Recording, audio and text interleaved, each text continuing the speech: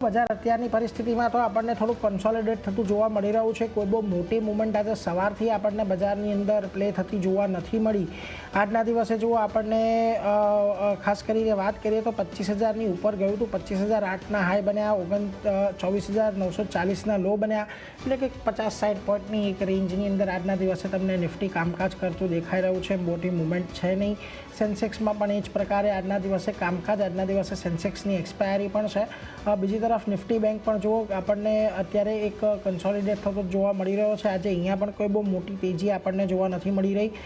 ખાસ કરીને નીચેના સ્તરેથી જુઓ 54,649 અને 54,402, એટલે ઓલમોસ્ટ 250 પોઈન્ટની રેન્જ પણ અહીંયા બનતી દેખાઈ રહી છે। મિડ કેપ અને સ્મોલ કેપ બંનેમાં એક સારી તેજી સાથેનું કામકાજ અત્યારની પરિસ્થિતિમાં આપણે જોઈ રહ્યા છીએ, એટલે એના પર એક ફોકસ ખાસ કરીને આજના દિવસે રાખવાનું। પરંતુ મહત્ત્વની વાત કે આજે નિફ્ટી તમને 50 દિવસની મૂવિંગ એવરેજની ઉપર ગઈકાલે નીકળી હતી, ત્યાં જ આજે કામકાજ થઈ રહ્યું છે અને ઓલમોસ્ટ આજના જે આપણને લો બનતા દેખાયા છે, હજી તો કોઈ એવા સિગ્નિફિકન્ટ ઘટાડાના સંકેતો અહીંયા આપણને નથી મળી રહ્યા। પરંતુ એ સાથે જ અત્યારે એડવાન્સ ડિક્લાઇન રેશિયો પર આવો તો આજના દિવસે જુઓ બ્રોડર માર્કેટની અંદર તો તમને એક તેજી સાથેનો કારોબાર જોવા મળી રહ્યો છે। 1823 શેરના વધારાની સામે 793 શેરની અંદર ઘટાડો, એટલે કોઈ બહુ મોટો તફાવત અત્યારે આપણને અહીંયા કોઈ બહુ મોટી નેગેટિવિટીના સંકેતો નથી મળી રહ્યા। અને આ જ પ્રકારની પરિસ્થિતિ આજે તમને વાયદા બજારની અંદર થતી જોવા મળી રહી છે, જ્યાં આગળ 73માં લોંગ બેલ્ટઅપ, 38માં શોર્ટ કવરિંગ, 93માં શોર્ટ બિલ્ડિંગ અને 9ની અંદર લોંગ અનવાઇન્ડિંગ છે। બુલિશ સેન્ટિમેન્ટ આજના દિવસે અહીંયા જળવાયેલા છે, જ્યાં આગળ આજે તમને લોંગ બિલ્ટઅપ દેખાઈ રહ્યા છે। ત્યાં જુઓ Adani ports, eternal, NTPC, Shriram finance, power grid જેવા કાઉન્ટર છે। આ ઉપરાંત જ્યાં આગળ તમને આજના દિવસે માફ કરશો, આજના દિવસે જ્યાં આગળ તમને શોર્ટ કવરિંગ આવી રહ્યું છે, ત્યાં જુઓ એનએચપીસી છે, ખાસ કરીને અદાણી ગ્રીન છે, Hind Petro, BPCL, union bank જેવા કાઉન્ટરની અંદર અહીંયાથી આપણને આજના દિવસે એક શોર્ટ કવરિંગ દેખાઈ રહ્યું છે। જ્યાં આગળ આજે નવા શોર્ટ બની રહ્યા છે, ત્યાં જુઓ સોના, BLW, LTI, માઇન્ડ્રી, પરસિસ્ટન, IEX, ઇન્ફોસિસ જેવા કાઉન્ટર, જ્યાં આગળ આજના દિવસે તમને લોંગ અનવાઇન્ડ થતા જોવા મળી રહ્યા છે। એમાં જુઓ ગ્લેનમાર્ક, ટાટા એલેક્સીના કાઉન્ટરનો સમાવેશ થાય છે। આ ઉપરાંત LIC, HDFC, AMC અને ટીટાગર રેલ સિસ્ટમનો પણ એક સમાવેશ, એટલે એ બધા પર એક ખાસ નજર રાખવાની। આપણી સાથે અત્યારે બોનંજા પોર્ટફોલિયોના ધ્રુમિલ વિટલાણી જોડાયેલા છે। ધ્રુમિલજી, સ્વાગત। એક તો આજના દિવસે સેન્સેક્સની એક્સપાયરી અને ખાસ કરીને જો બજાર અત્યારે થોડા કન્સોલિડેટ થઈ રહ્યા છે, એક સીમિત રેન્જની અંદર નિફ્ટી, બેંક નિફ્ટી બંને આજના દિવસે કામ કરી રહ્યા છે, શું વ્યૂ અહીંયા રાખવો? અને એક વાત ખાલી અહીંયાથી મહત્ત્વની એટલી પણ નોંધવી કે ઓલમોસ્ટ ઘણા દિવસો બાદ આપણે જોઈ રહ્યા છીએ કે ગઈકાલે આપણને જે FIIsનો લોંગ શોર્ટ રેશિયો હતો એ 10ની ઉપર થોડોક સેટલ થતો જોવા મળ્યો। પોઝિટિવલી રહેવું જોઈએ આ બધા સંકેતોને? યસ, વેરી ગુડ મોર્નિંગ નીરજજી અને બધા વ્યુઅર્સને। સો હા, આપણે કહી શકીએ શોર્ટ કવરિંગ જે લોકોની ઘટી છે એક પોઝિટિવિટી છે જ, અને કંઈક ને કંઈક આપણે ટેકનિકલી જોઈએ તો 25,000 પર એક સારો એવો હડલ છે।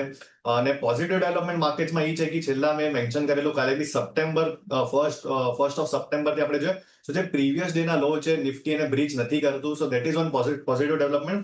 હેવિંગ સેડ ધેટ અપસાઇડ પર આપણે જોઈએ 25,000 પર એક સારી એવી કોલ રાઇટિંગ બી દેખાય છે, સારું એવું કોન્સન્ટ્રેશન છે અને અપસાઇડ એક ફોલિંગ ટ્રેન્ડ લાઇન બી આવે છે। સો અહીંયા એક માર્કેટમાં લાગે છે બ્રીધર લેશે, આપણે સારું એવું લોઅર એન્ટિક પુશ જોયું 24,400 થી।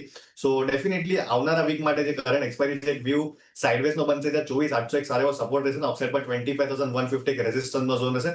સો ટેકનિક એક માર્કેટ આ જ રેન્જમાં કામકાજ કરશે, સ્ટોક સ્પેસિફિક મુવમેન્ટમ આપણને આવનારા વીકમાં જોવા મળશે।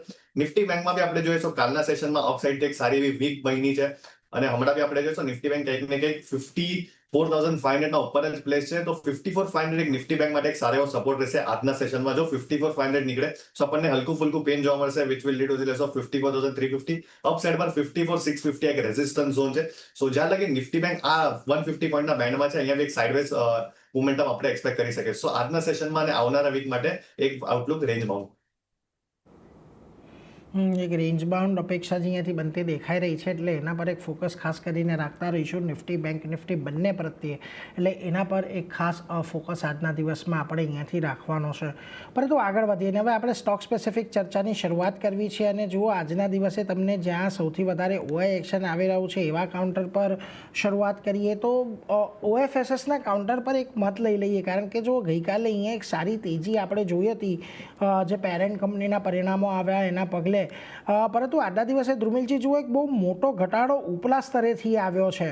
10,000 પાસે પહોંચીને આજે કાઉન્ટર આજના દિવસમાં ખાસું એવું દબાણ, એટલે આજના જ દિવસમાં તમે જોશો તો ઓલમોસ્ટ કાઉન્ટર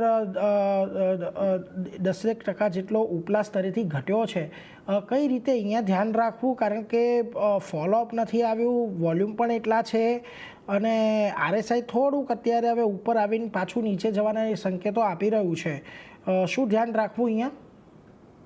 સો આપણે જોઈએ કાલના સેશનમાં ઓલમોસ્ટ 10% સ્ટોક ઉપર હતો અને આજે બી આપણે જોઈએ સારું એવું ગેપ અપ જોયું, ઓપન એક કેન્ડલસ્ટિક બની છે. જો આવલી ટાઈમ ફ્રેમ પર સ્ટોક આ લેવલ પર સસ્ટેન કરશે તો મને લાગે છે શોર્ટ ટર્મમાં ટોપ લાગી ગયો છે. લોઅર એન્ડ પર 9000 એક ઇમ્પોર્ટન્ટ સપોર્ટ લેવલ છે. જો 9000 ની નીચે નીકળે છે તો આપણને 8800 ના લેવલ બી જોવા મળશે.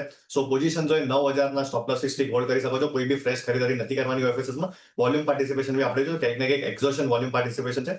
સો એક કોશિયસ વ્યૂ 9000 એક ઇમ્પોર્ટન્ટ સપોર્ટ લેવલ છે. જો આ લેવલ બ્રીચ થશે તો આપણને એક પેન વધતા જોવા મળશે OFSS માટે. એટલે જો અહીંયાથી ખાસ કરીને ફોકસ અહીંયાથી 9000નો લેવલ જ્યાં સુધી ઇન્ટેક છે ત્યાં સુધી સ્ટોપ લોસ રાખીને પોઝિશન હોલ્ડ રાખો. અને 9000 જો અહીંયાથી બ્રેક થાય છે તો પછી કદાચ તમને અહીંયાથી વધારે ઘટાડો OFSSની અંદર આવતો જોવા મળી શકે. એટલે એના પર એક ખાસ ધ્યાન રાખવાનું છે. પરંતુ આગળ વધીએ અને આજના